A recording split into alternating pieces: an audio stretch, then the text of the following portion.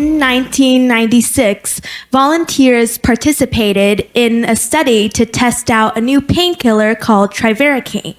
For each subject, one index finger was covered in trivaricane, while the other remained untouched. Then, both fingers were squeezed in painful clamps. The subjects all reported that the treated finger hurt less than the untreated one, which is not surprising, right? But trivaricane is not actually a painkiller. It's just a fake substance with no pain-easing properties at all. So how come every one of those subjects in that room stated that the treated finger hurt less? This is due to the placebo effect. Good evening, or almost night, ladies and gentlemen. My name is Chloe, and I'm very honored to be here today to present to you all. So our contents for today, I would like to make 3 main points. Firstly, the origin of the placebo effect. Secondly, the mechanism of it. And last but not least, how we can ethically harness its power. Before we jump into the origin of it, let's go through the fast and brief definition of the placebo effect. So we can see it when someone's health improves after taking a fake treatment, such as sham surgeries, inner injections, or even just swallowing sugar pills. In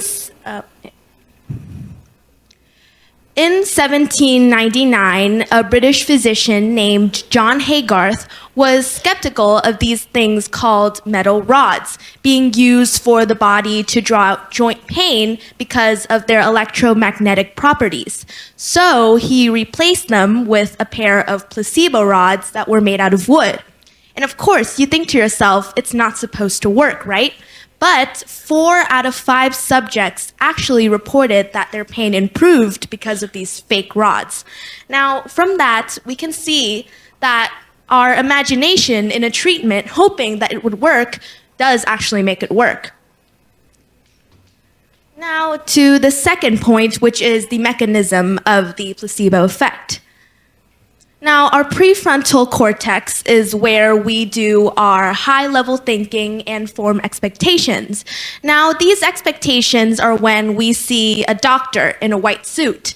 We think that he is very professional and think that our pain would be cured. Or when you just have the physical administration of a drug. Secondly is the neurochemical release. We release neurochemicals such as dopamine to say that our pain has been managed. And the last part is how we can harness the power of the placebo effect. Now, in the United States, 66% of Americans are on prescription drugs such as opioids. And of course, this placebo effect cannot be a replacement for treatment of those very serious illnesses like cancer, but it's very, very important to be aware of how we can ethically harness it in our lives. An example is combining placebos with active medication.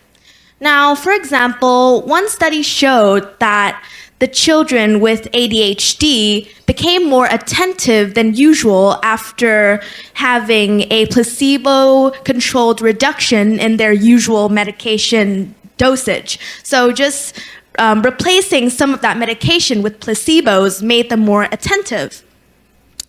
Another example is size and stamping could also be an effect. You know how those sleeping pills made by companies are usually blue because this color offers a placebo effect.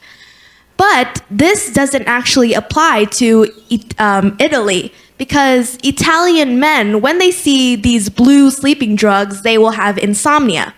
And that is due to the color blue is actually the color of their football team or the sports team of their favorites. So we can see that the placebo effect is very strange and powerful and can determine the way a person thinks.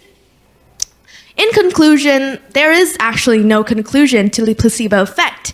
It is a constantly evolving and a very interesting concept with science, ethics, clinical practice, and our belief that we can actually heal ourselves. And recognizing the limitations and the potential of this effect can actually lead us to a way that we can incorporate the power of it into healthcare. Thank you for listening.